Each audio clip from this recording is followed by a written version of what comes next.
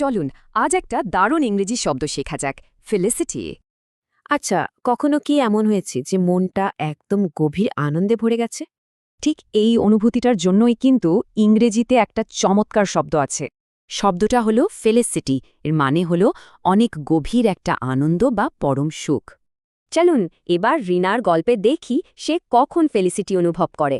এখানে বলছে কোম্পানির ভালো কাজের পরিবেশ কর্মীদের মধ্যে একটা গভীর আনন্দের বা ফেলিসিটির জন্ম দিয়েছে।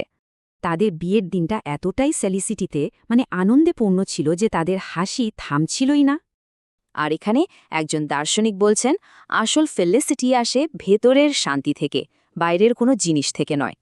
ফেলিসিটির মতোই শুনতে আরেকটা শব্দ আছে, ফেলিসিটাস। চলুন দেখি। ফেলিসিটাস একটা অ্যাডজেক্টিভ, মানে কোনো পরিস্থিতির জন্য একদম সঠিক বা মানানসই কিছু।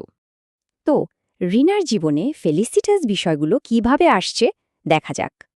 প্রেজেন্টেশনে রিনার কথাগুলো ছিল খুবই ফেলিসিটাস, মানে একদম উপযুক্ত, তাই ক্লায়েন্টরাও খুব খুশি। আবার দেখুন অফিসের সুন্দর ডিজাইনটাকেও ফেলিসিটাস বলা হচ্ছে, কারণ এটা সবার জন্য খুব আরামদায়ক ছিল। তাহলে সংক্ষেপে ফেলিসিটি হল সেই গভীর আনন্দের অনুভূতিটা, আর ফেলিসিটাস হল উপযুক্ত কিছু যা আনন্দ দেয়। এবার একটু ভাবুন তো, আপনার জীবনে কোন জিনিসগুলো ফেলিসিটি বা গভীর আনন্দ নিয়ে আসে।